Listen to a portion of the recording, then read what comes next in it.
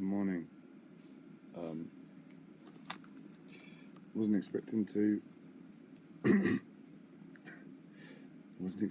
do a live stream so early, but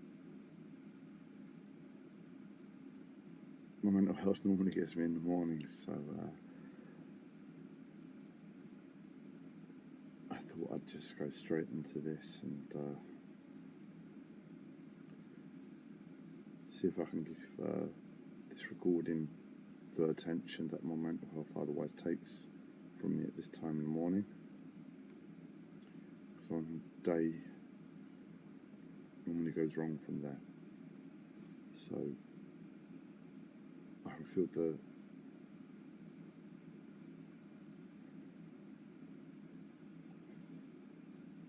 depression, the depressingness, from this habitual cycle that's been going on for far too long and I've not been able to break out of, so we'll see if this comes of anything. And given that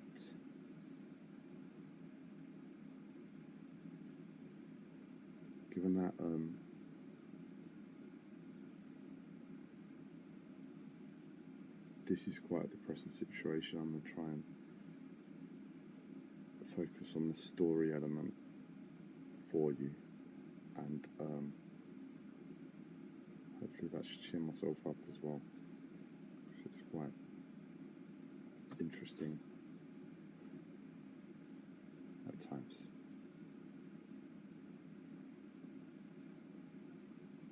I'll give you a quick rundown of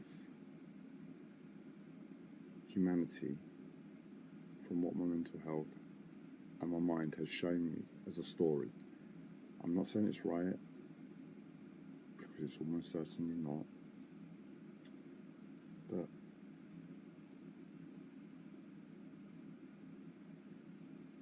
I'll share nonetheless.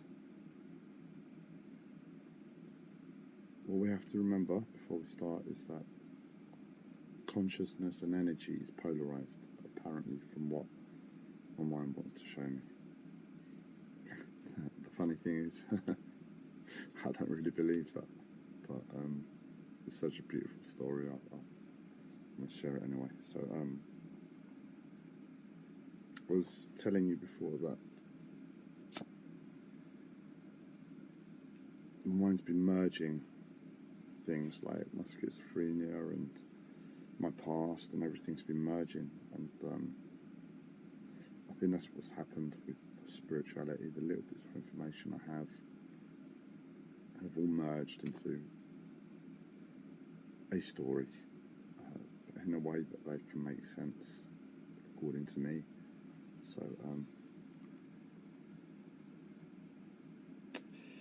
the story is that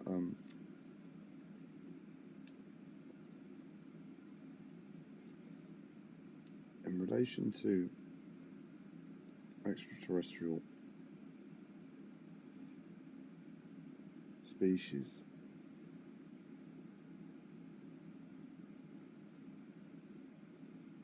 and aliens and the humanoid form, the story is that it originated on Earth, specifically Australia, specifically Uluru-Ayers Rock. Somehow it provided the right ingredients from what was here before for the first man, woman to be born, and they were Aboriginal. Now,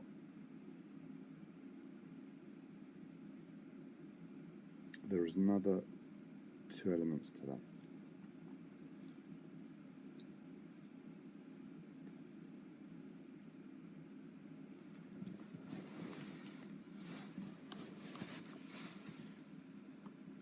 I don't know who came next. What I do know, or what my mind has told me, is that as a reflection of the Aboriginal man, we had children, so to speak, and they were on Mars. Right, we're going to jump right into it. So, the Martians came second. Right. Now, the reflection in consciousness of the first man being born created a parallel pinpoint in the exact opposite part of the universe, where that consciousness of the Aboriginal man was reflected. And that race is the black race. What my mind keeps telling me about the black race is that they're very intelligent, so to speak, but that's not really it. They're very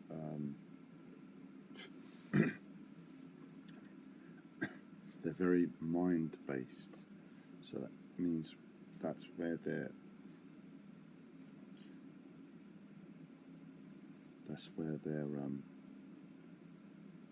consciousness has gone to their minds, and it's not really reflected for whatever reason in this modern world. I don't know why. So after the Aboriginal man, after the black man, after the Martians, who came next? So I don't know if the Martians were there when the black man visited Earth, because there's karma between the original Aboriginal man and the black man. They're linked. So it hasn't gone into too much detail, or I can't access it for whatever reason right now, but it's like,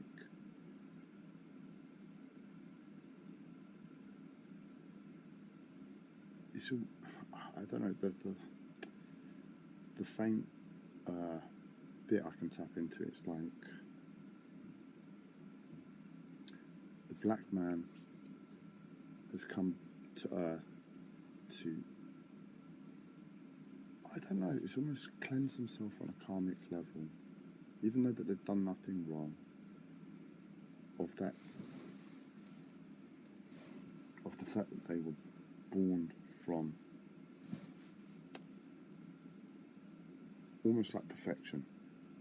Think about it, if the Aboriginal man was perfect because he was spontaneous, he was nature, he is nature, and in some way the black man on the opposite side of the universe, as a direct reflection of him, comes to Earth to, through his mind, has come to Earth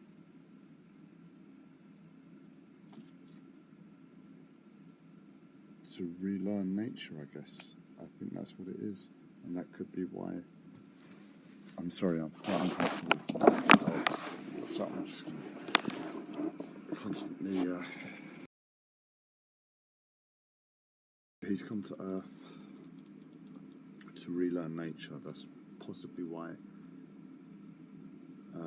What my uncle has told me, that the white man is mind.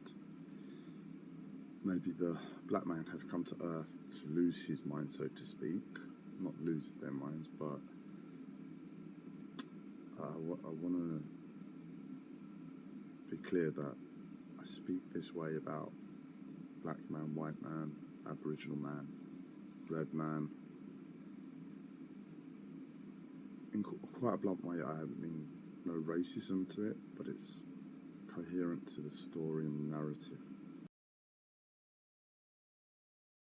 No way am I a racist to any race. Possibly the only race, the white race. They're the only race that really deserves beef towards, from my perspective, but anyway. So the the black man came to Earth to learn, to grow.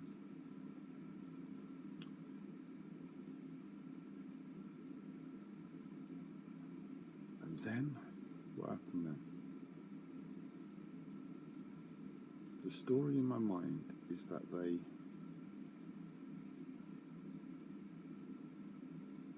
somehow made the white race, the black man, through ancient Egypt, through the line of the pharaohs,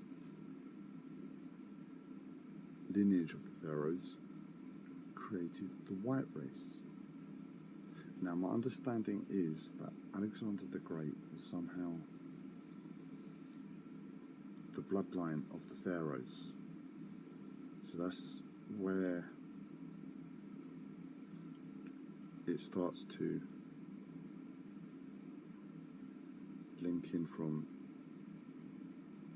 Africa to Europe now, black man to white man, another race added to the story.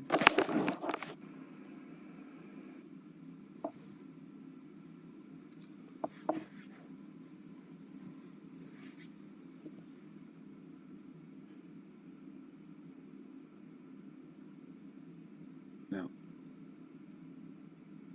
it would have probably been sometime, I don't know the time periods, the story has compressed it all into about 5,000 years. I don't think that all matches up, but I'll give you times and dates when I can.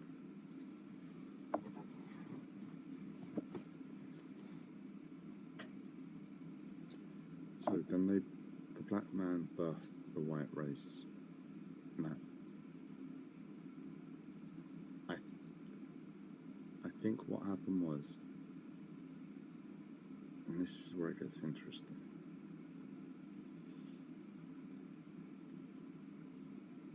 So, let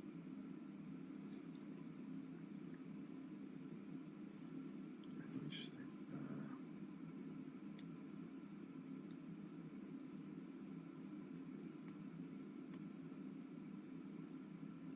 Yeah, so the quick rundown is that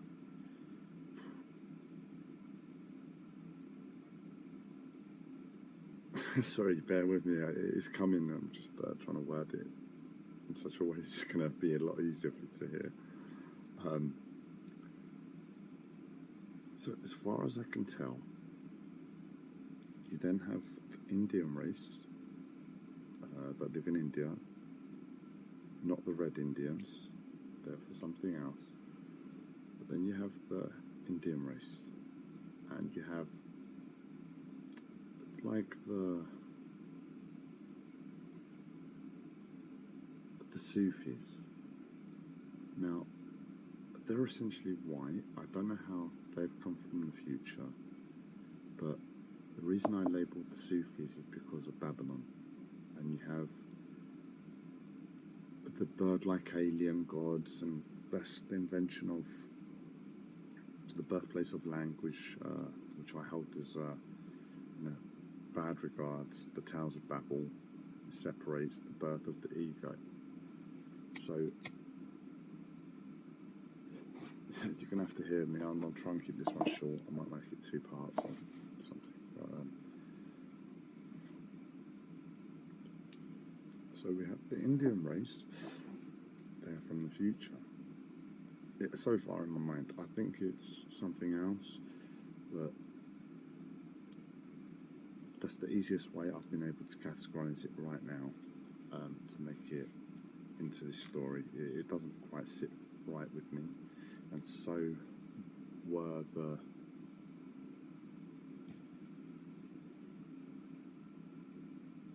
Sufi type race, that Middle Eastern race. They're from the future also. I'll get into more detail about some of it at a later stage, but essentially we said the Aboriginal man was the first man, so in essence his genes would be the strongest, so it makes sense in 100 million years we'd all look more aboriginal than any other race. Now, the Aboriginal man lives a certain way, they're very muscular. Whereas if they were to live more like the Indian race, I'm sure that's how they would develop. That's their culture, that's their way of life, that makes them different, and a few 100 million years of evolution. So, the story is this. Alexander the Great, he went to, conquered all through the Middle East, apparently, the Sufis, and made his way to India. Now, I remember my religious education teacher telling me as a child that Alexander the Great essentially conquered the world, went to India with his army, and he was encountered by a yogi or two. Alexander the Great, in his arrogance, said, "We're here to invade." The yogi said, "You're here to invade what?" Alexander the Great said, "The land."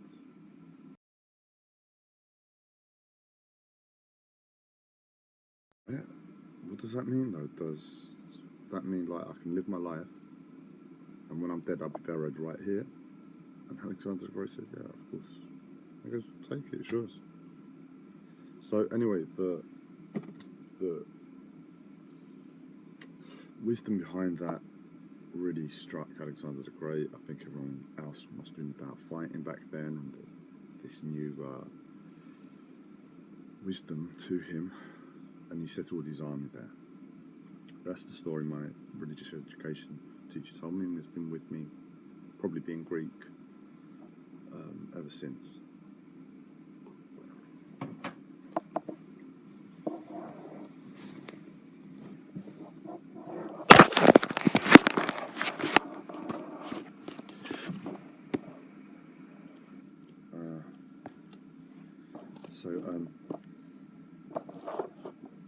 Alexander the Great went to India. I think the story of how he got there doesn't quite sit right as an accurate historical truth. Anyway, he went to India. My theory is that essentially, the thing that's prominent and I can't rule out is that the Ark of the Covenant was released when he went there. Now, my mind keeps telling me, is that due to a war? Is that due to difference of opinion? Is that due to the Indians coming back from the future to teach this new Earth race how to be? Then you've got different other elements that the Jews are essentially a failed race from the future, which would be this white race from the future, and have come back to be here, to make amends, to rectify it, to, I don't know. Anyway, that's all another possibility. The other story is that essentially Alexander the Great and an Indian lady mated. It could have been through rape. That could have been the first rape that was experienced, and that could have somehow released the Ark of the Covenant. They could have invaded as a result.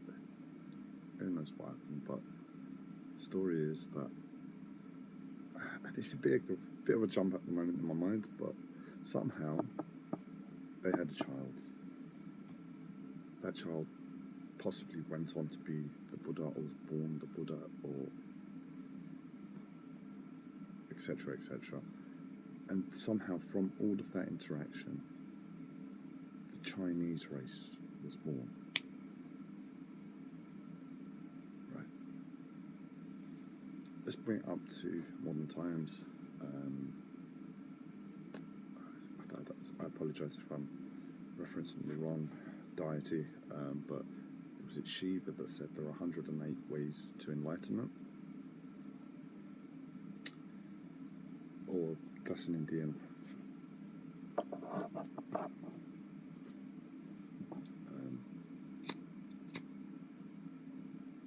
That's something within the Hindu religion.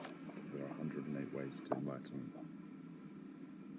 Anyway, so the Chinese came along. They're different in character, they're different in physique. They tend to take more to energy. I have a direct history with energy, so I can reference it. You might have to use your imagination to connect to that idea. But anyway, they've got their martial arts, their internal martial arts, and they're all really to do with energy, the movement of energy, or the movement of body, and somehow they connects to energy when it goes inverse. Things like that. I'm trying to just create a picture for you.